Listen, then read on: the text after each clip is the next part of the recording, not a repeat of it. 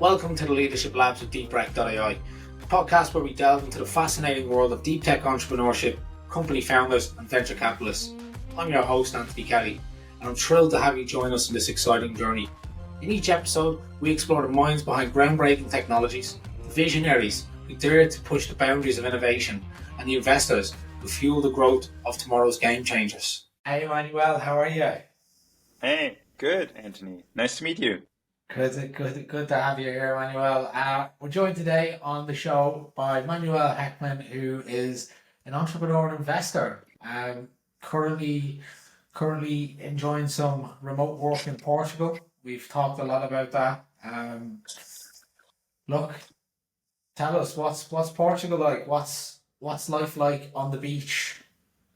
It, it's wonderful. So I think the best part is that you can get out every morning to the beach, enjoy a nice walk at the beach, and start the day refreshed by wind and sea, and yeah, and I think that's the best part. And the other really good part is, and that's why uh, why I have the luxury to do it is, and that the internet connectivity is sufficient enough to work remotely from here.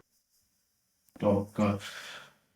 In today's episode, we're going to hear from Manuel talk about, learning curves for founders, investors' best practices, and I guess just general things that founders don't think about enough of.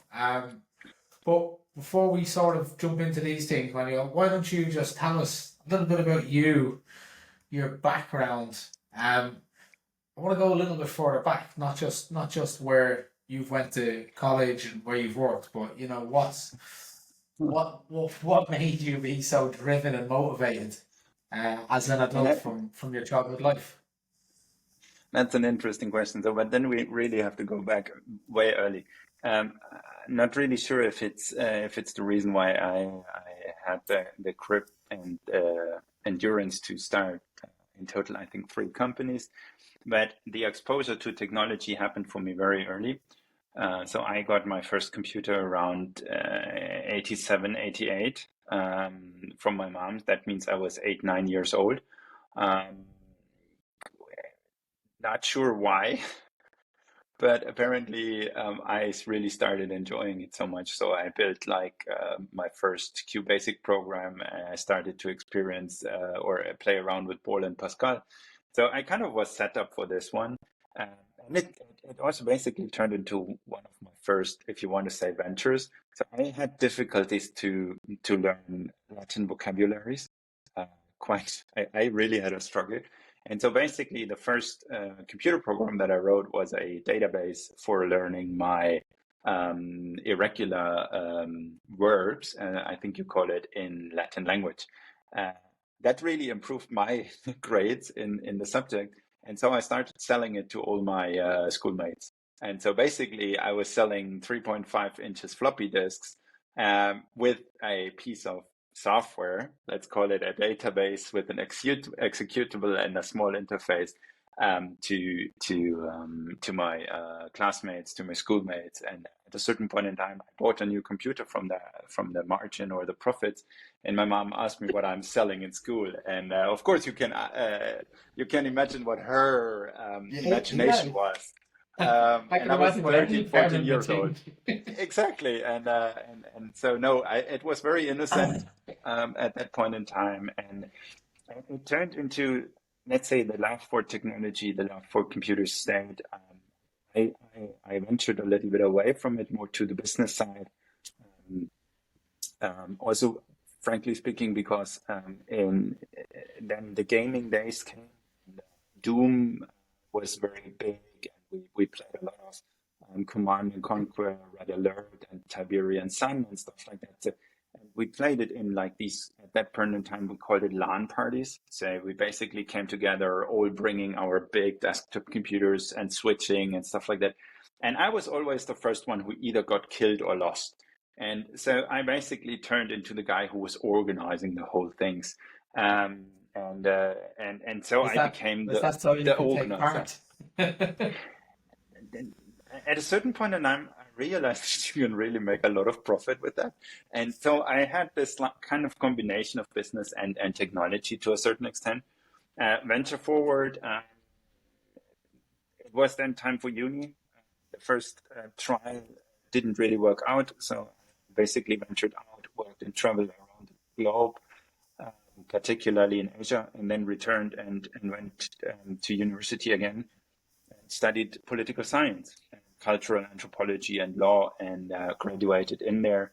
But again, which quite is interesting, technology played a role because my master thesis was about innovation policy, and the subject I got, like my final exam in anthropology, was cyber anthropology. So what can you apply from anthropological research measurements or research in the field of computer science, the internet? And we also, and that is even more, also it's a little bit funny, we kind of went back to the computer games because we were part of like game modders and global small groups of people that worked with games like Max Payne and built their own worlds and competitions and stuff like that. And we wanted to understand how these communities work. And so, yeah, technology played a role. I then started a first consultancy in the space of technology and politics, because, you know, as a political scientist, you don't really acquire practical skills in the concept, oh yeah, this is something I'm going to do. You're more like a generalist who's really good in grasping knowledge and doing research, doing analytics. And the only hard things is basically comparative politics. And part of that is elections. And so basically my first company that I co-founded, it was a spin out, was a consultancy on exactly that, how to digitize democratic processes. Out of that consultancy, I started the first software company, which was an online voting system developer and provider. Very interesting challenges, you know, certification and all of these like proofs, and how can you make sure that the integrity of the system is ensured like 99% of the time and stuff like that. So very interesting. Fast forward a couple of more stations in between, I turned into a venture capital investor for the small German company called Siemens, focusing on mobility, buildings, and energy. And then I started my last venture, I think also the most successful one, which is EcoG, because the company is still existing, which is a provider and developer of an operating system for electric vehicle charging stations. I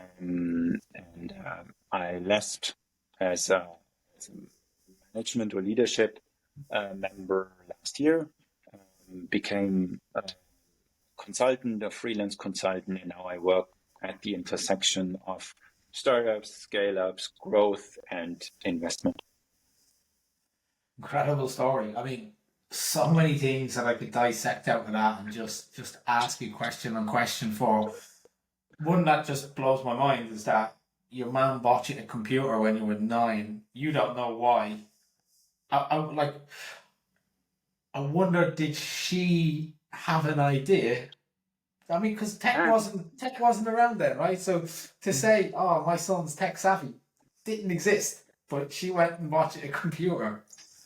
Maybe, unfortunately, we cannot ask her anymore because she died 3 years ago. But one thing that just comes to my mind is the fact my brother used to work for a research institution at that point in time. One of my brothers are quite older, and so for me they were a lot. Particularly one is still today more like a fatherly inspiration to me. And he had a computer, and I was always playing on that computer. So maybe she understood that this is something that I could do. But you know what the consequence of the whole computer thing was? That basically a year after I got the computer, we got internet. So I basically convinced her that we buy a 14,400 baud modem for like internet connectivity, and it's not the internet. It was basically a tool where I typed in either an IP address or where you basically had to look up how to reach that site. And one of the first sites that at that point in time was available was a German magazine on PCs, which is still existing today. It's called PC World, or in German PC Welt. And I was like with a friend, we were, I think, the only ones in the class that had this. And we were like then going there, oh, did you read the new article? Or no, and did you pay yesterday? And it was super interesting. So yeah, maybe she realized my tech savviness because we had this computer equipment at home. That's incredible. And then for you to, do you have entrepreneurs in your family? Like, I mean, No, you created software, right, which I get is great. You could have just selfishly used it for yourself, right? And instead you put it into a floppy disk, you sold it, and you got yourself a new computer at the age of yeah, 14. I'm yeah, pretty sure your mom thought you were selling something that wasn't floppy disks in school. exactly. Uh, no, which they are trying to legalize right now in Germany. Um, uh, that's an interesting point. No, none of my parents has been an entrepreneur. None of my brothers is an entrepreneur. The thing is, I'm the youngest by far, so I'm really the little one.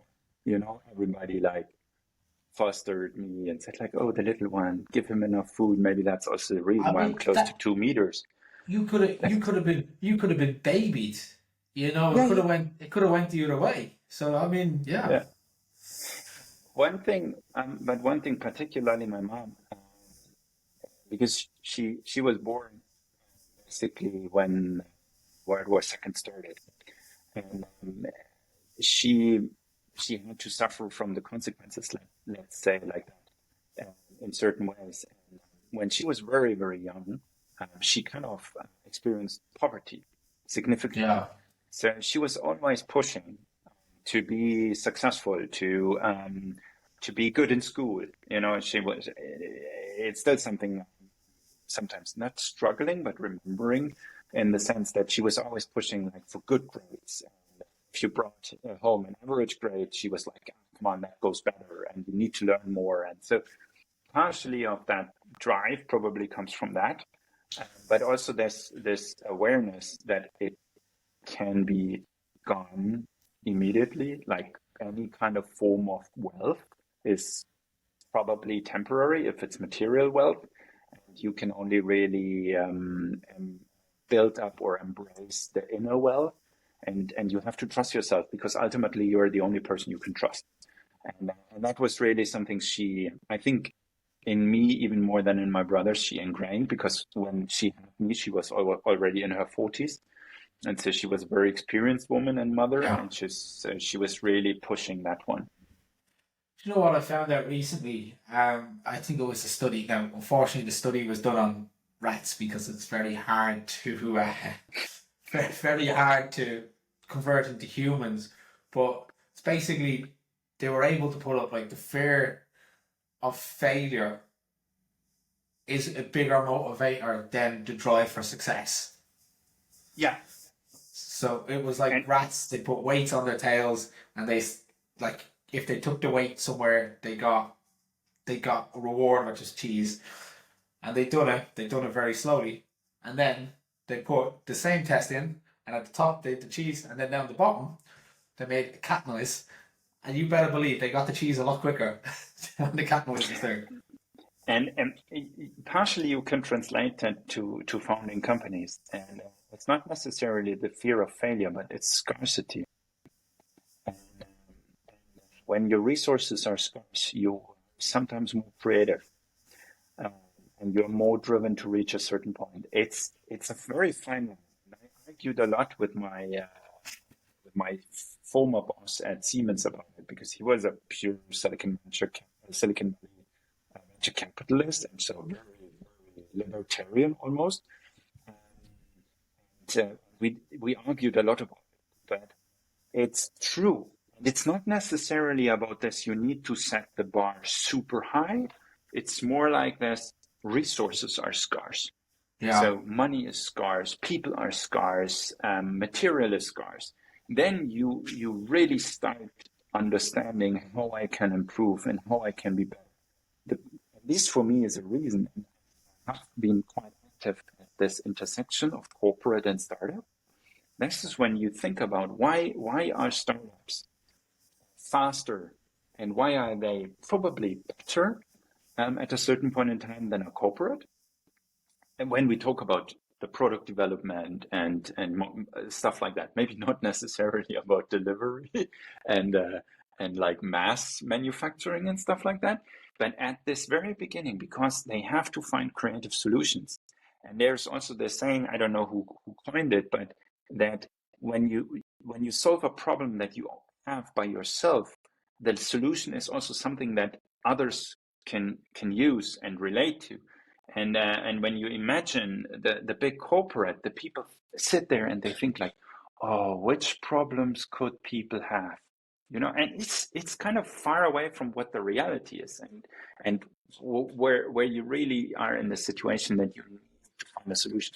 And I think it's this scarcity, and then of course the fear of failure comes in, and it's a driver, yeah, because you work double the time, or you try to push out the last grains that you have to really get something through the door. And that is also, I think, two aspects. For a founder, what is particularly important about the last point, that's fear of failure, is resilience. Because fear of failure can be also, how you say that in English, when you can't move anymore.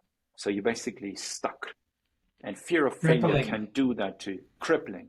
Fear of failure can do that to you. I think it was a study again recently on real people. I think it was like the top 500 CEOs. They interviewed a bunch of them and they said, what's your main motivation? And they said, I'm afraid of crippling failure. And that was the exact words and term that they used for it. Yeah, and I think and this is for me exactly what a founder needs. A founder needs this kind of understanding and this feeling for scarcity, and maybe a little bit of fear of failure, but they need a ton of resilience. And they need to, because it's shit. And sometimes you start the month and you don't know how to pay the salaries at the end of the month. And you are responsible for the people, yeah? Not in the sense like, oh, I have to care for them, but they signed a contract with you. And the contract says, for your work, you get X amount of salary. Yeah. And if you don't know how to pay the salary, you need to find quick ways to do that, because otherwise people are gone. And you're in legal trouble, Well, look, let's get into founders while we're on that. Startup founders. So you've been through the mill. You've been one yourself.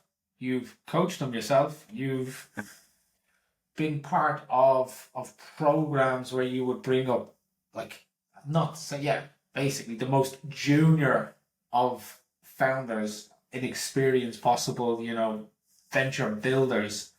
And you've seen them as well in Techstars. So you probably dealt with, would you say 50 plus, 100 plus founders over your time? 50 plus founders. Yeah. 50 plus. Well, right. No, you're true. Maybe closer to 100, because I have been a mentor for 3 or 4 different accelerator programs, and then each of them already has 5 batches. So yeah, we are closer to the 100. Yeah. So look, if we say the learning curves, these people are predominantly tech driven teams, right? Because you deal with tech businesses. Not saying that every team is all software engineers, but majority of them, let's say 1 in 5 have a mixed team. The rest are probably software teams. I'd say that's a fair assumption, is it? Mm-hmm. Yeah. Yeah. What's the biggest things that they don't know going into founding a business, going into VC pitching, coming into a venture builder? Yeah, so it's a few things. So the tech team is very good. Very often the tech team makes amazing technology.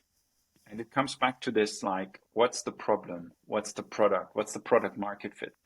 So one reason why accelerator programs exist is to pressure, but maybe also to help founders figure out if there is really a product market fit. And I've seen now quite a few where that one was not there. And so things like, did you talk to real users? Oh no, it's just a problem that I experienced. Did you verify it? Did you do A/B testing?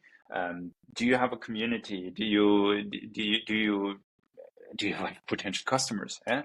So that's something I realized a lot of founders have not had on their mind. They're like, oh, I discovered this amazing technology. What can I do with it?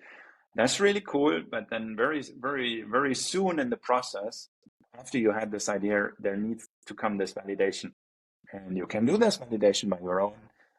You can also use programs. You can also use, I wouldn't use consultants for that because that's too expensive. But this is really one of the learnings. And then it's always this like, and I've seen it particularly with tech-only teams, the lack of business acumen and the lack of awareness how important it is. Because an investor, what is a good company to invest in? There's the one where I believe that they will do at least 100 million in revenue, or at least they have a potential in revenue of 100 million. The market is big enough that they can have this revenue with 10% market share. So you really need to envision that one, and you need to see that potential. And how can I assess this potential? I see traction. I see traction in pilot customers. I see traction in recurring customers. And when we go back to tech, particularly tech founders, they in the beginning lack this understanding that the business side of things is equally important to the tech. And then this is reflected in their leadership structure. This is reflected in their organizational structure. This is reflected in their valuation, and that on. So I think it's this business acumen, this business perspective that is very often lacking and an issue for reaching the next stage. Can I ask you? And it's a reason why I asked. It's something I don't see enough of, and it's something that I actually ask a lot of founders. I was like, if you were to tell your people internally and externally what you do in 2 lines, so a sentence and a half, what would you say you do? And ultimately, you can start to build out like a team culture around that. It should really start to fall into like your communication strategy, your sales strategy. But a lot of people just say, "Oh, we haven't thought of that yet." I'm like, so if you randomly bump into a guy who's the CEO of the number one customer you could ever work with, and he says, "Who are you? What do you do?" You will probably fumble that chance. Yeah, you Does will. that fall And into business acumen? that follows into business acumen, that follows into business sense for me. Yes. Yeah. And it's very interesting. And one of the reasons why and I admire Techstars for a lot of their work, and we went through a Techstars program with Ecogy as well. We can discuss how they are set up today on a different set. But one of the first things that they do in their programs is, for a week, you work on the 30-second pitch, the so-called elevator pitch. And this is this one-liner. And you meet, and it's exactly targeted at that. And you meet someone at a conference, at an event, random. And they ask you, what are you doing? And in our case, it was like, we are building an operating system and a monetization engine for the electric vehicle infrastructure. And it's kind of concrete enough, but it's also unconcrete enough that you can have a conversation about it. It should raise questions. It should not give all the answers. And this is something where I say, yes, there is insight. What's our product? Who is probably our customer? And what is the technology? And then that's it. I have to agree. It's pretty much perfect. And then, like, it comes down to, if you're interviewing someone, they want to join your team. There's a a who and a why of what your business does. I mean, the how, is great. The how is what will be discovered. The how is what they want to ask about. But I think it's the who and the why that gets in there. It's very important. Yeah, and I think when we talk about recruiting, it's super important, but it's also about like aligning people to um, to goals and objectives and key results and stuff like that. You can't do that if you do not have clarity what the founding principle of a company is. Yeah. And as a founder, and I've seen it a lot, and I've experienced in my latest or most recent companies as well, is to convince technical founders that we need to sit down and think about like who we are. And we basically do that regularly. We integrate the growing team, and our first initial mission and vision and strategy, goals and stuff like that is constantly evolving. It's really difficult, but it's so important because ultimately it's what your investor is buying in, what your customer is buying in, what your people, your team is buying in. And I have this example of an embedded software developer who applied with us. And he said later to me, Manuel, one of the reasons why I joined the company was that you gave me the feeling that as an embedded software developer, I have the possibility to have a positive impact on climate. And he was in a good job. And he even didn't get a raise when he joined us. But he was like, that was so important for me. And I finally felt the fact that even as an embedded software developer, I can contribute to climate change. And that's what it's all about ultimately. Yeah. And it's getting worse or better. I think from my point of view, it's getting better with the future generations because they tell you, I don't like your purpose. Fuck They off. need it. Like, I mean, people will say, I don't want to work for media. I don't want to work for social media. Like, I don't want to work in autonomous. I don't want to work in automotive unless it's autonomous driving, unless it's green energy, Yeah. climate tech and green tech, eco tech. I mean, there's so many even green energy tech domains now that it's like people will only work in these domains. People are starting to have passion about it. I mean, yeah, it's different. Like the cool thing 10 years ago was to work at Facebook, Instagram, because like they're all everyone spoke about, but people's eyes are on different things now. And you still have interesting technology where you say like it's fascinating. And I can even like share an example by myself. So the last project was working on a DeepTech venture capital fund, like helping them to set it up. And it's super interesting to think about like, oh, digital twin, factory automation, factory digitization and stuff like that. But you know what? I was missing the impact. I was missing that. Okay, we do technology that helps either people or that helps the environment or whatever. And I was like, it's amazing technology. You know, using natural language processing to get information out of documents that have never been put into perspective or into an analytical engine and stuff like that. It's super fascinating technology. And I was like, you know, what does it do for society? Is there any climate contribution? I came to the conclusion, no, it's nothing I want to do. It's quite funny you mentioned that because you look at it now and you look at companies that use computer vision for virtual fashion, virtual try-ons. All they talk about is how they're reducing CO2 emissions by less returns in their deliveries. Yeah. Like that's their pitch. We're eco-friendly. 10 years ago, they would have pitched, we are using the latest AI technology. Right, yeah, that's it. What about founders' roles and responsibilities?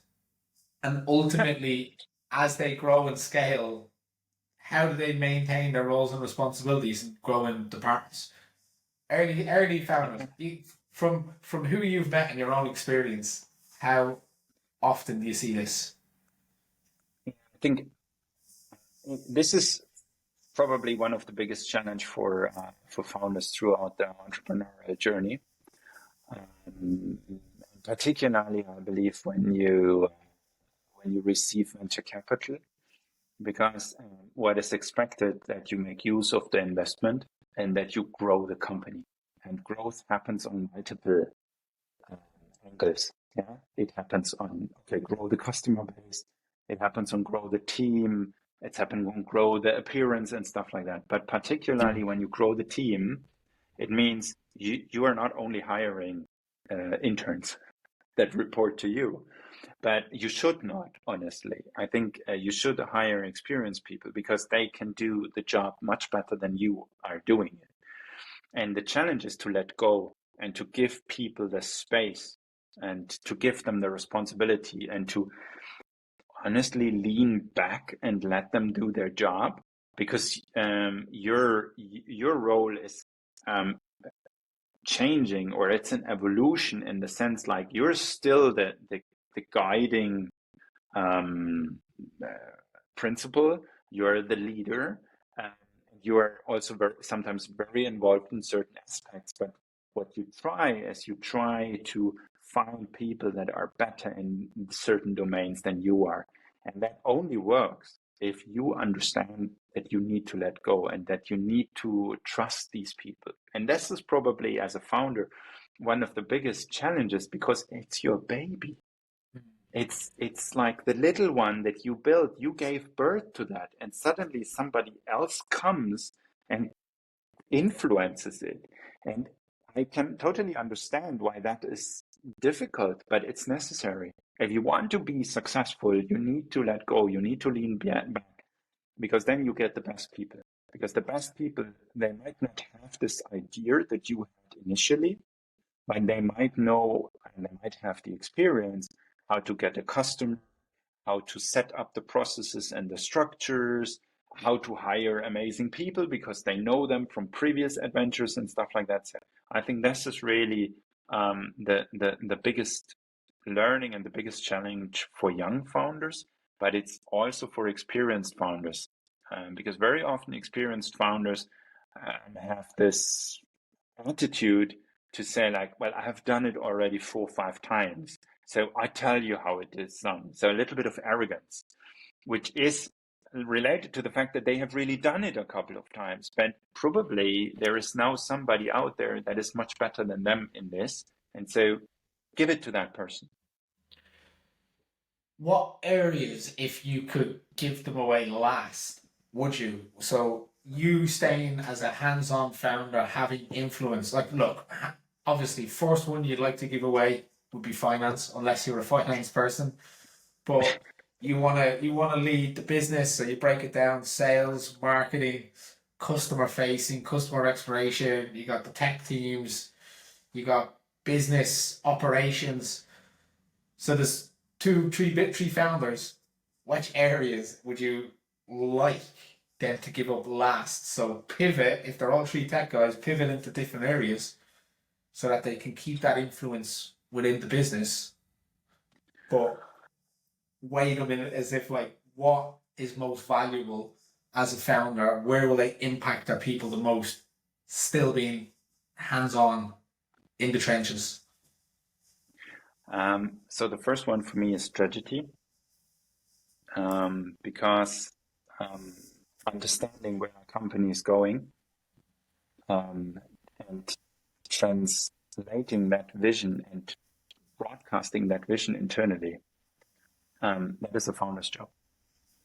And when you think about a startup company, maybe a scale-up company, 7, 8, 9, 10 years old, and you still want to keep this nucleus or this DNA alive that was the original DNA of the company, I think you still need the founders to transmit that and to broadcast that, but also how to evolve it and to take this balance between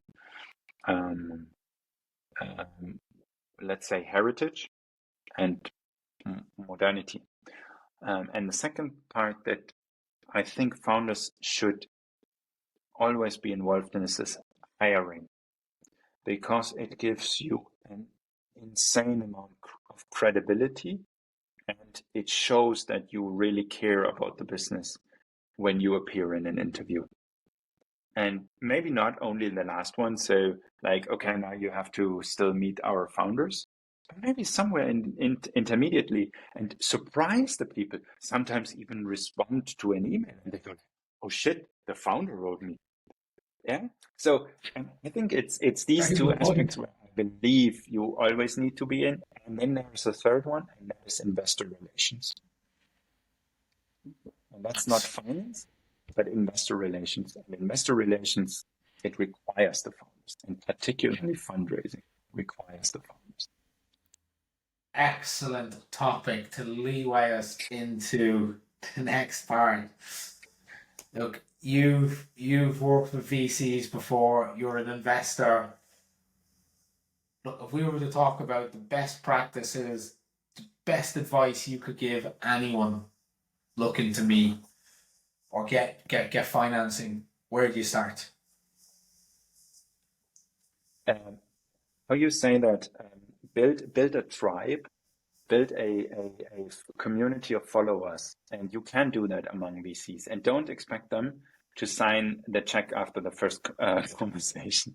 And you still have people that come to you and they're like, yeah, but they didn't want it because, you know, we just had one conversation, and I'm like, you know, until we were able to close the first round of Ikuchi, it was our seed round. I had, I think, 52 initial conversations with venture capital firms. And that is not talking about, okay, I bump into them at a conference, but it's about 52 initial pitches where I presented the company. And then you can say basically 40% of them or 50% of them went into the second conversation where I brought a team member along or a founding team member along, where I brought a technical guy along, and they brought a couple of more people along. And then third conversation happened. The first time we tried it, we failed because we were too early, we were telling the story differently and stuff like that. So it's really build this community of followers, have this constant engagement. It's really like content creators. Have like value your community, nurture them, keep them in the loop about your progress, give them the possibility to follow you. Techstars tells you send them a weekly update, and you do that during the program, because during the program in 3 months you make progress that you can really basically report on a weekly basis. Later you do it maybe on a bi-weekly basis, on a monthly basis, but you keep that, because then you keep them engaged, and you never know. And suddenly you say like, oh, we are starting to raise again, and they already know you, and they kind of have a feeling of trust, and that's the most important thing, because ultimately they give you money with a probability of 10% of success in a good case, and that's their risk calculation. So 1 out of 10 makes it. So this 1 out of 10, I have to trust. I have to trust the founders. I have to trust that the customers like it. I have to trust that the product works, and all of that. So ultimately, it's about trust, because let's be honest, you look into that company, I don't know, over a period of 3 months, you try to dissect all of the information, and ultimately, it's a game or a weighing of probabilities. How do you think they are going to be successful? Do you believe in that team? Nothing else. You know, that's some really insightful stuff into even the levels of communication that you can go through. Yeah. Like, not heard anyone do anything like that before. Really good.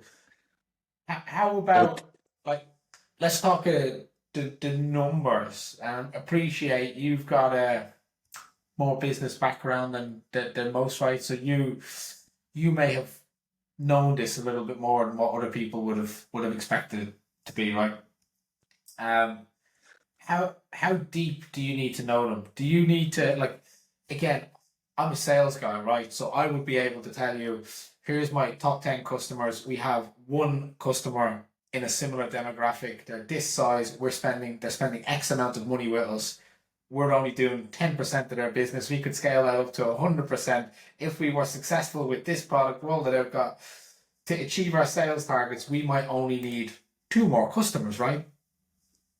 Sometimes it's that easy, but it's a process of reverse engineering sales numbers, but doing it in a smart, intelligent way.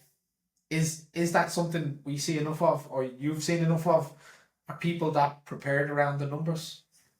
No, they are not prepared around the numbers, and very often they are prepared or they prepared the wrong numbers. In an early stage startup, I don't really care about profits, honestly. I care about revenue, but I also care not so much about revenue. I care about things like how did they understand the market? How did they understand the customer? And that exactly comes down to what you said. And I learned it. I learned that with particularly EcoG. I have done sales before, but we have never really looked at this at the end in such a strategic way. We looked at it because we kind of failed miserably with a couple of customers. But you also have to do that because you need to dissect who is a good customer. And it's exactly that. And that then translates also into, let's say, your people budget. What kind of people do I need? What is the value add of a person that I hire? And what do I want to achieve? So maybe at the beginning, I understand, okay, this is my target market. Then it's very broad. And then you start going further. And what I would like to see is that founders, not necessarily at the earliest stages, but a little bit later, let's say, post-seed, Series A, somewhere in between that. So they have some tractions, they have some revenue, then they can tell you what is a good customer and why it is a good customer. So let's say I would like to see something like, okay, we have 3 customer segments, A, B, C. A is the top customer group. We identified 15. The sales process takes us 6 months to get them. This is the approach that we chose. That's how we tried it. This is customer group B, and the reasons why we put them in these customers. And this is tailor-made to every company. And that's a little bit where I think also sometimes investors are a bit lazy, because you really need to dive into that and you really need to understand that. And you also need to give credit to a team if they do that work. And I think sometimes as an investor, we need to do that work with the team. We sit down, we ask them these questions, and then you define KPIs. One of the most interesting experiences I had in that case was with an investor based in Munich, and he was invested in a mobility company that was or is still organizing long distance bus travel.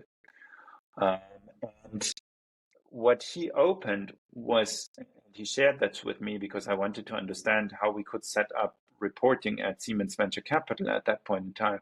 And he shared me his Excel for that particular company. And there were the financials, but there were a lot of KPIs regarding their business. So how many vehicles active, how many vehicles this month, and even on a monthly basis in the repair shop, how many vehicles did we get from this acquisition, how many of them do we want to fade out, and stuff like that. And he was able to tell you that over a whole year. And so he said to me, like, one of the things is I can now have an informed discussion with the founders about the business. And I think that's the most important part. And it helps the founders to understand their business much better and what really benefits their business. And he says, we are not having the perfect version at the beginning. It normally is a process of 6 months to have this KPI understanding on what is important for that business. And I think that is something founders can't start early enough. They should do it from the very beginning. But it's difficult because you need to have this business acumen. You need to have a customer understanding. And I think their investors and also, let's say, consultants or accelerators can be helpful. Yeah, I mean, it's super specific. It's really being able to say, here's our big hairy goal. We're gonna have EBITDA of 750,000 this year, right? We're done.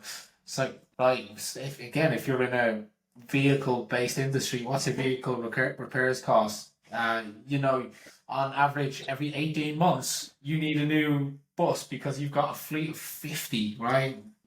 how many of your Yeah, buses are approaching the retirement age of, I don't know, 7 years, let's say, because that's as long as you get with them because you put them through the yards. It's really really good. Um, we did also talk about some of the stuff that is quite basic, but still left out. And I mean, like it's like sales, marketing, websites. You've even mentioned you've coached people who didn't have a contact us or an application, a form about we want to know about your product. And it was just an empty website with no way to get in touch, even if you wanted to spend $1 million with them. yeah. There's this very interesting. So I think on the one hand side, you have these very sophisticated aspects that are missing, or not missing, but the founder team needs to grow into, needs to tackle, because you think about the evolution. Ultimately, they are managing the company, they are leading the company, and, uh, and they are doing it because, and they are basically making decisions. On the other hand, particularly when you start early. And I've seen it a couple of times now. Um, People think of uh, let's do sales, let's call people. I love that when they tell you like, oh, let's call people. I'm like, okay, who to call? Oh yeah, I found What? this list of addresses. It's even worse. They tell you, I found this list of addresses, so we are going to call them all. I'm like, okay, now you call them, you tell them who we are, and then they type in the name on Google. Do they find us? Oh, okay. So we need a website. That website should work. That website should be maybe a little bit of search engine optimized, maybe a little bit. But that also, website should also give them the possibility to get more information. And that should be like, okay, they can download something. Yeah, it's important. But then what you want to understand is who downloaded it, because you need. This is something I really see that it lacks with particularly tech founders, that it lacks in general. It's like, okay, what is a marketing qualified lead? What is sales qualified lead? How do I get them? How do I qualify them? And what's my process? Because ultimately it comes back to what to focus on. So it's important to have a website. It's very important to have a form where they can get in touch with you. But then it might also be important that they can download you, or that they even can find you without you having called them. And this is like super basic but super important. And it's so easy because you just go on one of these sites that offer website frameworks and build engines, or whatever you want to call it, and you just go and buy a domain, and then let a logo be developed by a competition or whatever, and suddenly you have a completely working corporate identity. It's possible, but a lot of people forget that. Yeah, no, it's good. Do you know what? You mentioned even about how let's just call people through a list. Me coming from a sales background, I'm like, I would never let anyone just randomly call people through a list. I'd be like, what are you going to say? How are you going to say it? How are you going to tell them what we do? Like, Yeah. if they ask you what value are you to us, what are you going to say? What's our benefit to speaking with you now? Never mind using a service. Um, and then how do you bring that in 30 seconds? Exactly. And like, what's your opening line? So I'm now doing an interim project for a company where the goal is to bring them into the German market, and it's in the care technology area. And it's really about how to how to how to reach the customer, what to tell them. And when you got them on the phone, like, do you push them right away for a meeting, or do you take a step back and you let them talk, and you turn it into a learning journey? And that's always a discussion. I mean, there's no right answer, right? I mean, even I listen to a sales podcast, and they even say, yes, sometimes closing people on the first call is okay. It's like I don't Yeah, recommend it, but sometimes it's just right.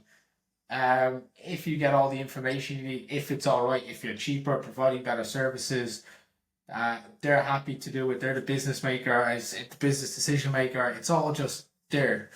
So why wait another week? But yes, Yeah. that doesn't really happen all that much. Let's be honest.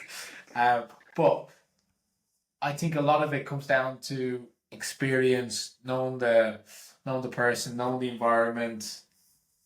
Sometimes it's right, sometimes it's very wrong. Sometimes And I sometimes think, sending cupcakes in the post is the next move.